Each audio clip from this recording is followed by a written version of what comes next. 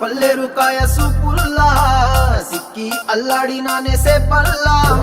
పసిడి పచ్చాని అరసేతుల్లా ధర పోస్తా ప్రాణాలు తానే అడగాల